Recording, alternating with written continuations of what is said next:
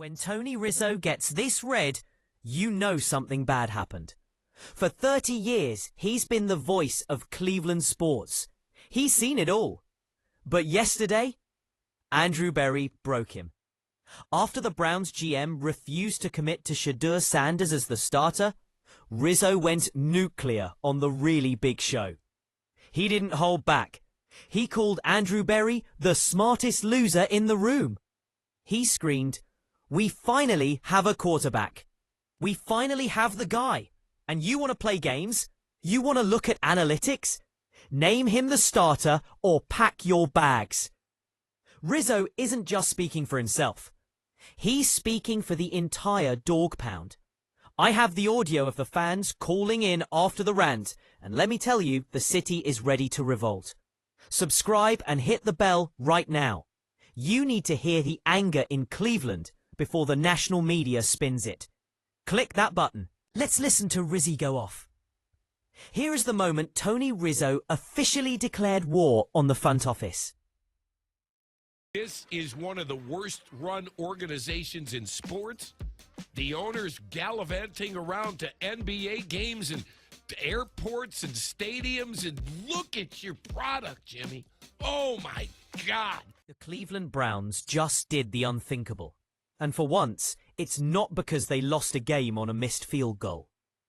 They just fired the only coach to give them a modicum of respectability in 2 decades, Kevin Stefanski, after 6 seasons. But the real story isn't about the man who left, it's about the man who stayed. While Stefanski is packing his bags, the architect of the most expensive... How will the quarterback question affect the head coaching search? Well, it's certainly something that we're going to talk about a lot with the candidates, but it's maybe a little bit less on their particular view of the quarterback situation and more about their thoughts and planning for it. Disaster in NFL history, Andrew Berry, just got handed even more power. It's a move so baffling, so fundamentally broken, that it has sent the city of Cleveland into a literal state of mourning. Fans aren't just angry anymore. They're exhausted. And when legendary local voices like Tony Rizzo start losing their minds on live air, you know the factory of sadness has officially entered a new, darker chapter. Imagine being a fan of a team that has spent a quarter of a century searching for a heartbeat at the quarterback position. You've endured the jersey with the 30 names on the back, the draft busts, and the trades that set the franchise back years. Then, out of the darkness, a spark appears. A rookie named Shedeur Sanders steps into the most high-pressure environment. You know, we're going to do our work on the quarterback market. It's too important of a position, and it's something that has to be solidified. I can't sit here and tell you today, you know, whether the solution or the starter in 2026 is internal or external, but it's something that we're going to work through in sports, and actually delivers. He didn't just play. He showed poise, arm talent, and a competitive fire that Cleveland hasn't seen since the Clinton administration.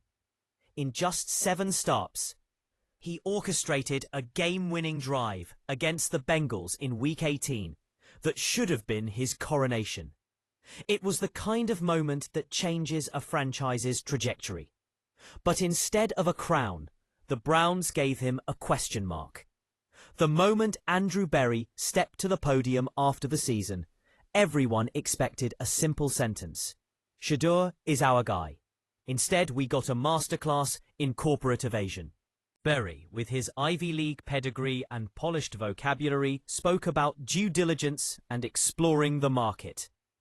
He talked about internal versus external solutions, as if he were discussing a supply chain issue rather than a franchise savior. To the fans who have bled for this team, it sounded like a betrayal. Why would a general manager who has spent 6 years swinging and missing on... How much longer the owner's going to watch this crap? Because the fans have had it. We deserve better. You're worried more about your stadium than you are your football team. That's the perception, Jimmy. And you allow these people. It's a joke. It's a joke. This franchise has become a joke. And I'm a guy who has not produced a quarterback in 6 years. I thought the owner came off. Quarterbacks refuse to commit to the one player who actually worked. The answer might be more sinister than just evaluation. There are whispers growing louder in the NFL corridors that the Browns are terrified of the Sanders effect. It's no secret that Shedeur comes with a very vocal, very influential father in Deion Sanders. Rumors suggest that the Browns' front office is hesitant to build around a player whose family might demand a seat at the decision-making table. But while they worry about back-channel politics, the product on the field is rotting. This is a front office that traded the farm for Deshaun Watson, a move that will be studied in history books as a case study in organizational malpractice. They chose a player with massive baggage and a fully guaranteed contract, yet they won't... In the most crucial, you yourself admitted, the next 120 days are crucial for this franchise. And it will decide what happens to this franchise for the next 3 years. To a rookie who just won them a rivalry game. But the dysfunction doesn't stop at the GM's office. Look at the man at the very top, Jimmy Haslam. While the team is collapsing and the fans are screaming for stability, the owner is reportedly more focused on airport meetings and stadium deals. The perception in Cleveland is that the football team is just a bargaining chip for a new billion-dollar real estate project in Brook Park. It's a bitter pill for a fan base that has been told for years that winning is the only thing that matters.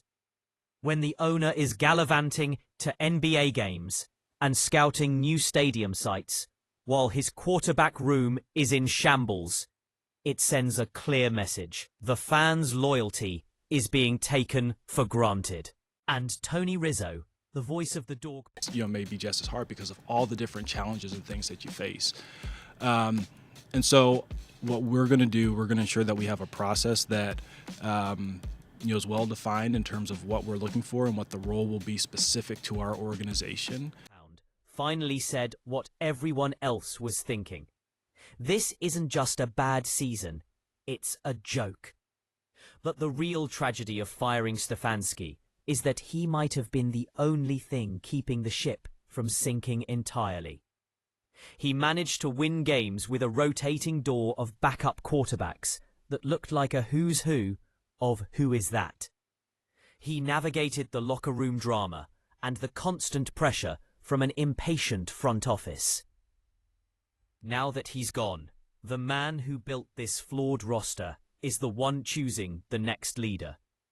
Andrew Berry has never hired a head coach before. He's never successfully evaluated a long-term quarterback. And yet, he is the one leading the charge into the most critical 120 days in the history of the Cleveland Browns. If you think it can't get any worse, you haven't been paying attention to how this team operates. The clock is now ticking on a 100... I'm not going to sit here for the next 6 bleeping months and just rail on Andrew Berry. It's not going to happen. So you know what we're going to do? We're going to do what we do for everybody. We're going to do what we're going to do for the new head coach. God knows who that's going to be. 120-day window that Jimmy Haslam himself admitted will define the next 3 years. They need a head coach who is willing to work under a GM with a history of failing at the most important position. They need to figure out if they are going to waste Shedeur Sanders' rookie contract or actually give him the keys to the city.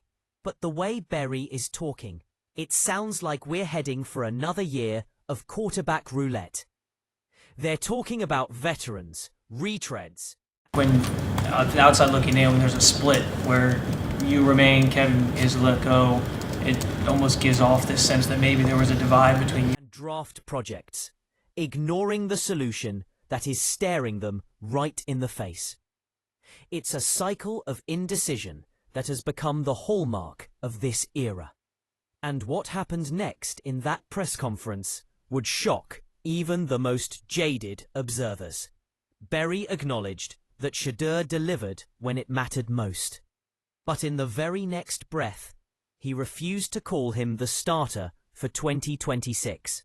Think about what that does to a young player's confidence. You come in, you save the season's dignity, you win the locker room, and your boss says he's still looking for someone better.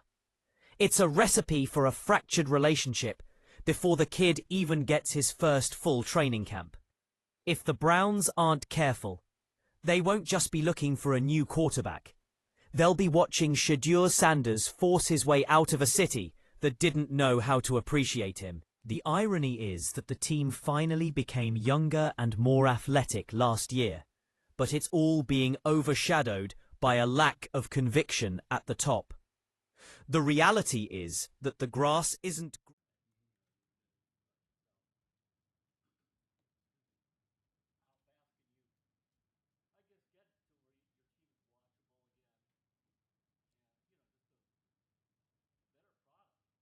greener on the other side of the quarterback market. Who is Andrew Berry going to find that is definitively better than a kid who just went toe-to-toe with the Bengals and won? Another veteran looking for a final paycheck? Another project who will take 3 years to develop? Cleveland doesn't have 3 years. The fan base is at its breaking point. They've watched 25 years of due diligence lead to a 0-16. Is Andrew Berry trending in the right direction? Yes. Yes. That's not a made-up take. That's not a pro Andrew Berry, his uncle's take. He's trending up. He had a good draft. Not the draft we need, but a good draft. Solid players, 4 to 5 players, and Shedeur is your wild card. They want a guy they can believe in, and they thought they found him in Sanders. But the Browns' leadership seems more interested in being the smartest people in the room than in actually winning games. As the search for a new head coach begins, the shadow of the Sanders family looms large. Would a high-profile coach even want this job if the quarterback situation is this murky? Any competent candidate is going to ask one question: who is my starter? If Berry gives them the same Harvard talk he gave the media, any coach with options is going to run the other way. This indecision isn't just a PR problem. It's a structural flaw that is making the Browns the least attractive destination in the NFL. And while the front office plays chess with their words, the fans are left wondering if they'll ever see a winner in their lifetime. In the end, the Cleveland Browns are a franchise caught between a past they can't escape and a future they're afraid to embrace. They have 120 days to prove that they've learned something from 2 decades of failure. They have 120 days to show Shedeur Sanders that he isn't just another name on a jersey, but the foundation of a new era. But if the past is any indication, we're just watching the same movie with different actors. The names change, the coaches get fired, and the owners build new stadiums, but the factory of sadness keeps humming along. Tony Rizzo might be furious, and the fans might be sick of the crap, but in Cleveland, some things never change, and that might be the most shocking truth of all. But as the dust settles on the Stefanski era, one question remains that no one in the front office wants to answer. If Shedeur Sanders isn't the guy, and the Deshaun Watson trade was a disaster, what exactly has Andrew Berry been doing for the last 6 years? The promotion feels less like a reward for success and more like a desperate attempt to maintain a narrative. The city of Cleveland deserves better than corporate hedging and stadium distractions. They deserve a team that fights as hard as its fans.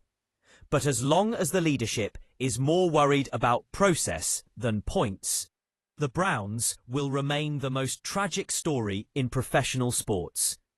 And the next 120 days will determine if that story finally gets a new ending or just another depressing chapter.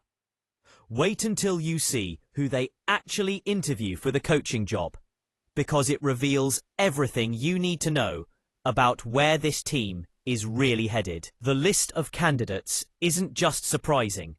It's a direct signal that the front office might be planning to blow the whole thing up once again. And if you think the fans are mad now, just wait until the first name leaks. Because in Cleveland, the only thing more predictable than a loss on Sunday is the chaos that follows on Monday. The clock is ticking, and the world is watching to see if the Browns will finally stop being their own worst enemy. But don't hold your breath. This is still Cleveland, after all.